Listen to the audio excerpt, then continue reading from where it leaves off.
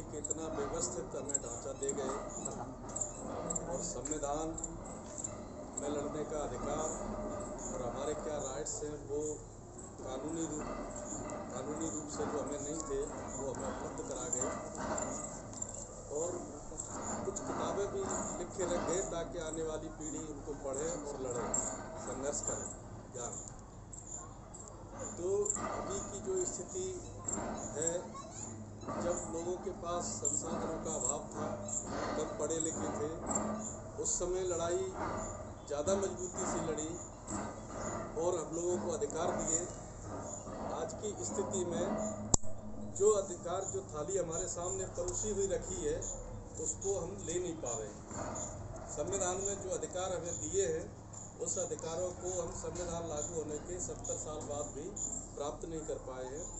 तो ये हमें जो महसूस होता है कि जो गरीब आदमी है, जो पढ़ा लिखा नहीं है, वो तो अपनी रोजी रोटी और परिवार चला रहा है और उसको कुछ पता नहीं है, इसलिए वो दोषी नहीं है कि उसको अधिकार नहीं मिल पाए।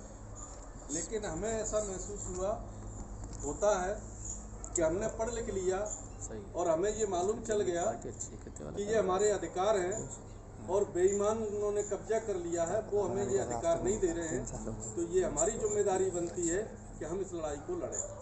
और अगर इस लड़ाई को हम नहीं लड़ रहे हैं तो सबसे बड़े अपराधी हम हैं और आने वाली पीढ़ियों के अगर हक अधिकार छीनते हैं तो उसके जिम्मेदार, उसके मुलजिम हम लोग हैं।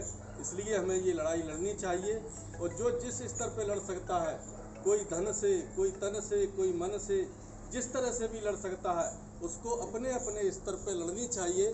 आज लड़ाई बहुत आसान है क्योंकि पहले हमारे पास संसाधन नहीं थे, धन नहीं था, मीडिया नहीं था, हथियार नहीं थे। आज हमारे पास बहुत सारी चीज़ें उपलब्ध हैं। आज सोशल मीडिया जैसा बड़ा प्लेटफॉर्म हमारे पास है। इसलिए जो कांसीराम जी के टाइम पे जो लड़ाई मुश्किल थी, जो बाबा साहब के टाइम पे जो लड़ाई मुश्किल थी, आज इतनी मुश्किल नहीं है। लेकिन हमारी कुछ सुविधा भोगी आदतों के कारण हम लोग दूसरे को सलाह देते हैं क्या उनको ये करना चाहिए, उनको ये करना चाहिए। हमें क्या करना चाहिए, ये जिम्मेदारी अपनी तय नहीं करते हैं और अपन खुद नहीं करते हैं। इसलिए आज हम 70 साल में नहीं ले पा रहे हैं और नहीं लिए वो तो ठीक है, जो कुछ हमें अधिकार मिले वो छीनते जा रहे हैं और अगर ऐसे ही हाथ पे हाथ रखे रहे तो ये सब कुछ छिन जाना है, सारे राइट्स खत्म हो जाएंगे। अभी जो CA, NRC, NPR लेके आ गए हैं, ये वही व्यवस्था लाने वाले हैं। मनु की व्यवस्था के लिए ये कानून लाए गए हैं। अगर जनगणना हुई तो उसके साथ CA, NPR होगा और NPR के बाद NRC होगा, NRC के बाद CA होगा।